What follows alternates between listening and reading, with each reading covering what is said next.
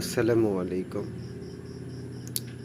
মসজিদে যখন নামাজ পড়ার জন্য যাই, দেখা যায় যে ১ নাম্বার ২ নাম্বার কাতারে এবং মসজিদ কমিটির লোক। তারা অনেক শিক্ষিত, অনেক বড়লোক। কিন্তু দুঃখের বিষয় হলো তারা নামাজে ঠিকমতো দাঁড়াতে পারে না। রুকু সিজদা এগুলোও ঠিকমতো দেয় না। মসজিদে উঠে বড়, বড় ওয়াজ করে, বড়, বড় কথা বলে।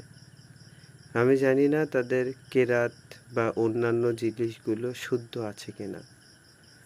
তো শুধু শিক্ষিত ওই দিক থেকে হলে হবে না, এদিকেও আপনাকে অনেক কিছু জানতে হবে। যে কিভাবে নামাজটা পড়তে হয়, নামাজের করতে গেলে কি, কি জিনিস আপনাকে মানতে হবে, কি, কি জিনিস শিখতে হবে আপনাকে, এটা অবশ্যই শিখতে হবে।